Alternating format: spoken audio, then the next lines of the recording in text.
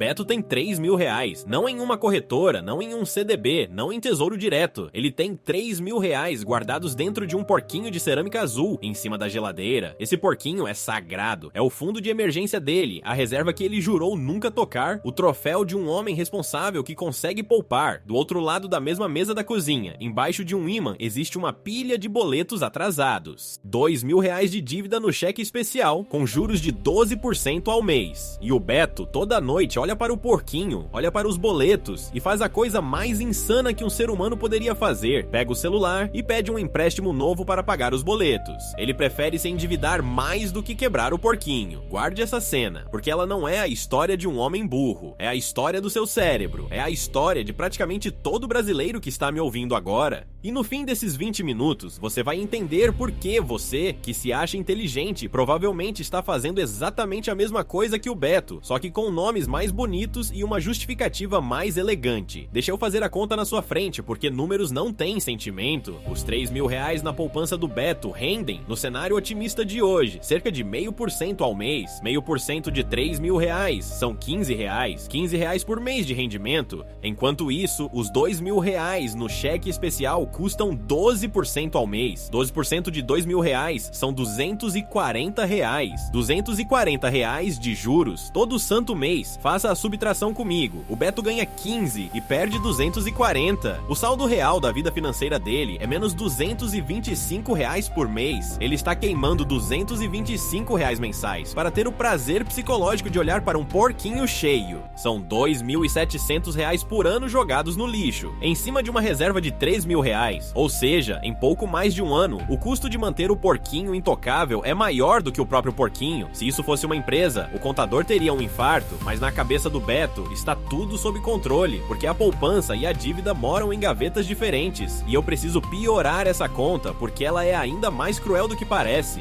12% ao mês não são 144% ao ano, como a intuição preguiçosa sussurra. O juro não soma, ele multiplica. 12% em cima de 12%, mês após mês, dão quase 290% ao ano. Quase 3 vezes o valor da dívida, evaporado em 12 meses se ela ficar parada. Traduzindo para o Beto, aqueles 2 mil reais do cheque especial, deixados intocados por um ano enquanto ele acaricia o porquinho, viram quase 6 mil reais de buraco. O porquinho, que rende 15 por mês, precisaria de mais de 15 anos só para gerar o que a dívida devora em 12 meses. É por isso que dívida de juros compostos não é uma pedra no sapato, é uma bola de neve descendo a montanha, enquanto você discute se vale a pena tirar o sapato. Cada mês de hesitação não é neutro.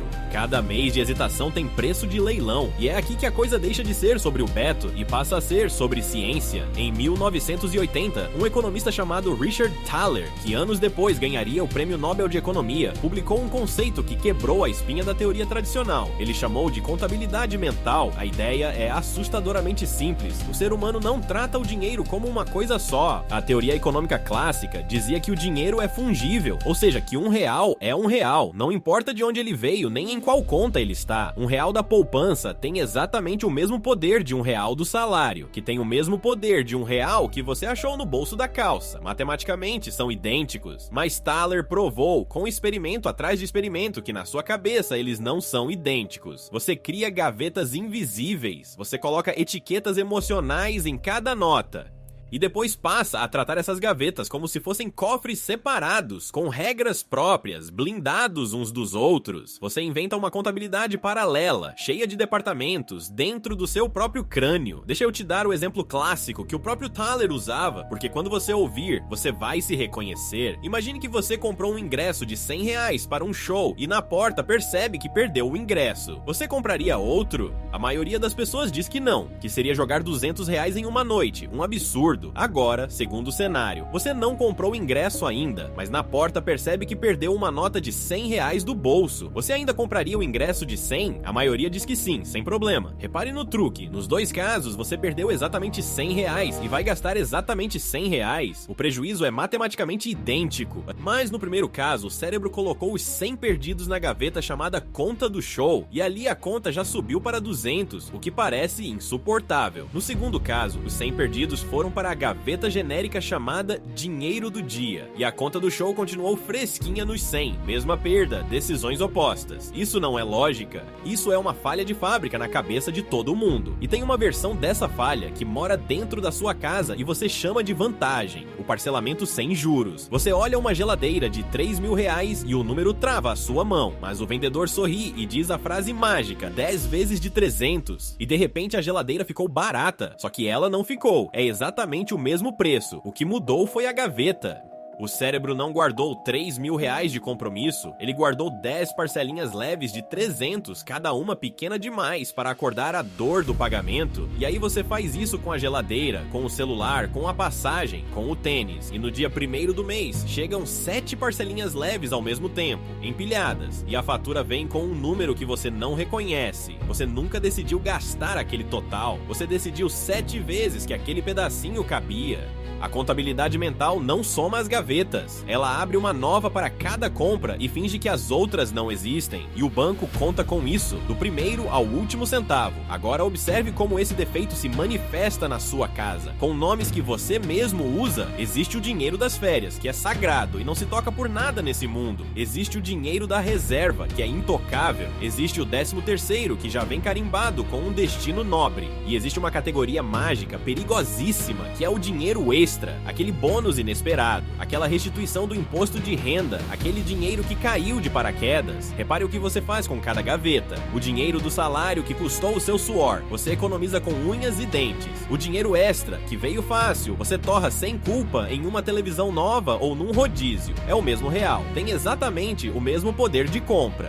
Mas você trata um como filho legítimo e o outro como enteado. Thaler mostrou que a origem emocional do dinheiro muda completamente a forma como você o gasta. E as empresas descobriram isso antes de você. Elas sabem que você vai proteger a gaveta errada e sangrar na gaveta certa. E isso não é um problema de um Beto ou outro, é um problema de país. Os dados de endividamento no Brasil mostram algo perto de 70 milhões de pessoas com o nome negativado e mais de 3 em cada 4 famílias com algum tipo de dívida em aberto. 70 milhões. Não é uma minoria distraída, é a regra da casa. E o número mais revelador não é quantos devem, é quantos desses mesmos devedores têm, ao mesmo tempo, algum dinheiro guardado rendendo pouco em algum canto. Milhões de brasileiros carregam simultaneamente a poupança que rende meia sola e a dívida que cobra juro de agiota, e não vem contradição nenhuma nisso, porque cada uma mora numa gaveta diferente da cabeça. Não é falta de conta, todo mundo sabe somar, é que a soma nunca é feita porque as gavetas proíbem o encontro dos dois números na mesma linha.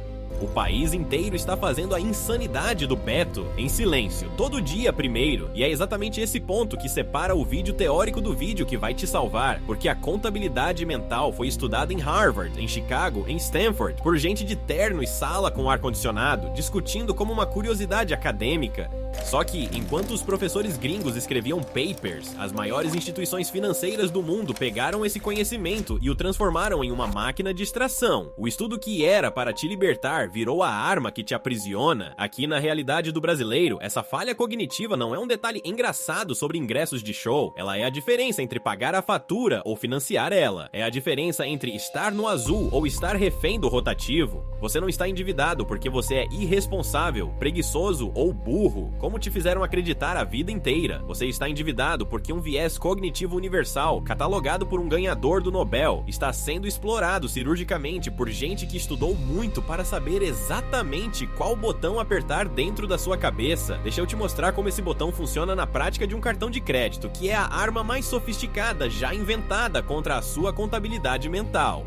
Quando você paga uma compra à vista, no débito você sente a dor, o dinheiro sai da gaveta, o saldo diminui na hora, o cérebro registra a perda. Os economistas chamam isso de dor do pagamento. O cartão de crédito foi projetado no detalhe para anestesiar essa dor. Você passa hoje e só sente daqui a 30 ou 40 dias, quando a fatura chega gorda e misturada. Um borrão de gastos que você nem lembra mais de ter feito, e aí vem a mágica cruel. Aparece a opção de pagar o valor mínimo. O seu cérebro, que trata a fatura como como uma gaveta separada do resto da vida, olha aquele número menor e sente alívio, um alívio imediato, químico, só que aquele mínimo joga você no crédito rotativo, que no Brasil trabalha com juros que passam, com folga, de 300% ao ano. Você não decidiu conscientemente pagar 300% de juros. Você só quis fechar a gaveta desconfortável o mais rápido possível, e repare como a indústria refina esse botão para que você aperte sozinho, achando que ganhou. Eles te dão pontos, eles te dão milhas, eles te dão cashback, aquela devoluçãozinha de 1% que faz o seu cérebro sentir que a compra saiu de graça.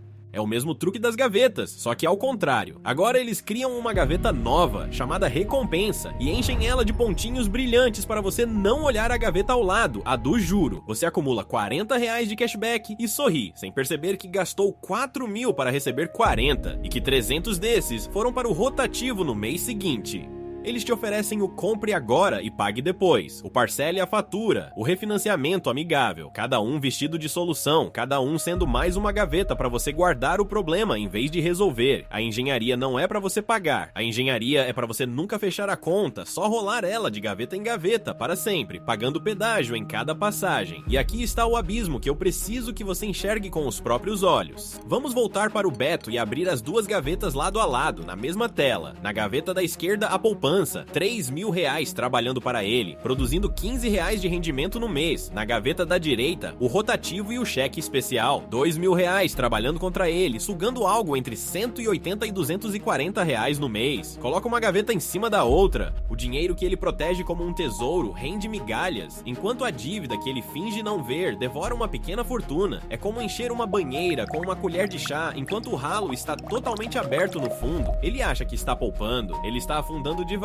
com um sorriso de dever cumprido no rosto, porque o número do porquinho continua bonito. A sensação de segurança é real. A segurança em si é uma ilusão matemática, mas o buraco é mais fundo, e essa é a parte que quase ninguém conta. De onde o banco tira o dinheiro que ele empresta de volta para o Beto a 12% ao mês? Da poupança do próprio Beto e de milhões de Betos. O banco pega o seu dinheiro, aquele que ele te paga 0,5% para guardar, e empresta esse mesmíssimo dinheiro de volta para você, cobrando 12%. É o seu dinheiro sendo alugado para você mesmo, com uma remarcação de mais de 20 vezes o preço. Você é, ao mesmo tempo, o fornecedor da matéria-prima mais barata do sistema e o cliente que paga o preço mais caro. Nenhuma indústria do planeta tem uma margem parecida com essa, e ela só funciona, escute bem, ela só existe porque a sua contabilidade mental te impede de enxergar a poupança e a dívida como o que elas realmente são, a mesma pilha de dinheiro com um sinal trocado.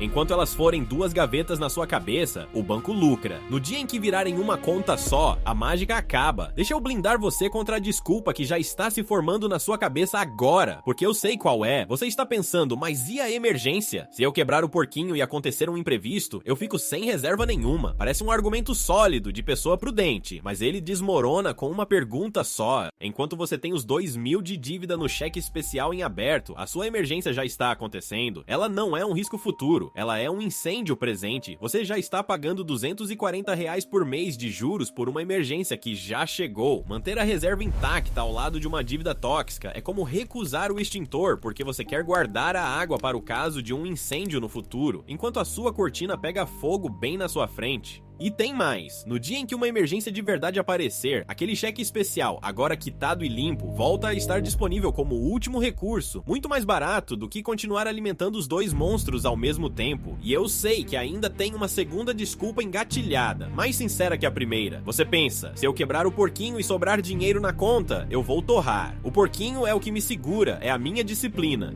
E olha, essa é a mais honesta de todas, porque ela admite que o porquinho nunca foi sobre matemática, foi sobre autocontrole. Mas repare no que você está dizendo de verdade. Você está pagando R$225 por mês, todo mês, para alugar uma disciplina que você não confia em ter de graça. É a assinatura mais cara do mundo e não resolve o problema, só terceiriza. Se o medo é gastar o que sobrar, existe uma solução de R$2 que não cobra juro nenhum. Quite a dívida hoje e no mesmo instante, mova o que sobrar para um lugar de onde não dá para sacar num toque. Um resgate que demore um dia. Uma aplicação chata e sem cartão. Você mantém a trava, tira o incêndio. A A disciplina você compra por R$2 de fricção, não por R$2.700 por ano de juro. Então vamos consertar a cabeça do Beto e a sua, com um princípio único, matemático, sem espaço para sentimento. O princípio é este: dinheiro é fungível. R$1 é R$1. O real que dorme na poupança tem exatamente o mesmo poder do real que apanha juros no rotativo. Eles não são gavetas diferentes, eles são a mesma conta. E a única pergunta honesta que existe é qual é o saldo líquido quando você soma tudo. O Beto acha que tem 3.000 de patrimônio, mas o patrimônio líquido real dele é 3.000 menos 2.000, ou seja, R$1.000. Ele é um homem de R$1.000 que acha que é um homem de 3.000 e paga R$225 por mês pela diferença entre a fantasia e a realidade. A cura é aniquilar essa diferença, pegar os 3.000 do porquinho, quitar na hora os 2.000 de dívida tóxica e ficar com R$1.000 limpos respirando sem nenhum ralo aberto sugando por baixo. Dói muito. O porquinho fica vazio e o cérebro grita. E eu preciso que você entenda por que dói tanto, porque é exatamente nessa dor que mora a armadilha final. Quando o Beto quebra o porquinho, ele sente que ficou pobre. O número que ele olhava com orgulho evaporou. A gaveta que dava a ele identidade de homem responsável esvaziou. Só que essa sensação de pobreza é uma mentira contada pela contabilidade mental. Ele não ficou mais pobre, ele ficou mais rico. Ele parou de perder R$225 por mês. Ele transformou um patrimônio de fantasia de R$1.000 líquidos num patrimônio real de R$1.000 que agora cresce em vez de sangrar. A sensação de falta de dinheiro, aquela que aperta o peito quando a reserva some, é justamente o remédio funcionando. É o sinal de que você finalmente está enxergando a sua vida financeira pelo número verdadeiro e não pela ilusão de ótica que os bancos pintaram na sua parede. O desconforto de hoje é o preço da liberdade de amanhã. A falsa paz de ontem era o aluguel que você pagava para continuar refém. Agora faça o cálculo do que isso significa no tempo, porque é onde a guilhotina cai de vez. Aqueles R$225 por mês que o Beto parou de queimar não somem no ar. Se ele pegar esses mesmos R$225 e em vez de doar para o banco, aplicar num investimento simples que renda 1% ao mês, em 10 anos ele terá algo em torno de R$50.000. R$50.000 construídos apenas com o vazamento que ele tampou. A mesma disciplina, o mesmo esforço, o mesmo salário. A única diferença é a direção do fluxo. Antes corria do bolso dele para o banco, agora corre do banco de volta para o bolso dele. É a inversão completa do jogo, e o mais perturbador é que o Beto sempre teve esse poder na mão. Ele estava sentado em cima de R$50.000 de futuro, protegendo R$3.000 de cerâmica com juros vencidos por baixo e chamando isso de prudência. A tragédia não foi a falta de dinheiro, a tragédia foi a gaveta errada trancada com a chave certa. E olha o que acontece com os mesmos juros compostos que quase afogaram ele quando eles mudam de lado da mesa. O mesmo mecanismo que transformava R$2.000 de dívida em quase 6.000 de buraco em um ano, agora trabalha para o Beto, empilhando ganho em cima de ganho, mês após mês, no silêncio. O juro composto é a única força da economia que não dorme e não faz greve. A vida inteira ela esteve escalada contra você, cobrando um pedágio do rotativo, enquanto você achava que estava se protegendo. Vira a chave e essa mesma força vira o seu funcionário mais dedicado, trabalhando de madrugada, nos feriados, enquanto você dorme. Não é sorte, não é dom, não é herança, é só a direção da seta. E a seta é a única coisa nessa história inteira que está, de verdade, 100% sob o seu controle. Então, antes de terminar, eu quero que você faça um exercício desconfortável, agora com o vídeo pausado se precisar. Abra o aplicativo do seu banco e escreva num papel, de forma bruta e honesta, 2 colunas. Na primeira, tudo o que você tem parado rendendo pouco, poupança, aquele dinheiro na conta corrente, aquela reservinha que você não toca. Na segunda, tudo o que você deve pagando juros, rotativo do cartão, cheque especial, aquele crediário da loja, aquele empréstimo. Agora ignore os nomes, ignore as gavetas, ignore as etiquetas emocionais que você colou em cada valor ao longo dos anos. Some tudo de um lado, some tudo do outro e olhe o número final no olho. Se você tem qualquer valor rendendo 0,5% enquanto tem qualquer dívida cobrando 10, 15, 20% ao mês, a matemática não está pedindo a sua opinião, ela está dando uma ordem. Resgate e quite. Hoje, não amanhã, não depois do 13º, não quando sobrar. Hoje. E aqui vai o soco final, o que separa quem entendeu de quem só assistiu. Existe uma indústria inteira, bilionária, sustentada por comerciais bonitos e gerentes simpáticos que passam o dia inteiro te convencendo a manter dinheiro parado na renda fixa mais medíocre do sistema, enquanto você paga juros de agiota na porta ao lado. Eles chamam isso de segurança, eles chamam o seu porquinho intocável de responsabilidade, e enquanto você acaricia a ilusão de estar protegido, eles pegam o seu dinheiro barato, revendem para você caro e chamam a diferença de lucro. O erro psicológico que te mantém endividado não é um defeito seu, é um recurso do sistema deles. A boa notícia é que ele só funciona enquanto você acreditar nas gavetas. No segundo em que você tratar o seu dinheiro como uma coisa só, unificada, fungível e sem sentimento, a máquina inteira perde o poder sobre você. Quebre o porquinho, aniquile a dívida e manda esse vídeo para aquela pessoa da sua família que dorme em cima de uma poupança enquanto acorda todo mês pagando o mínimo da fatura. Ela precisa fazer a conta antes que o banco faça por ela.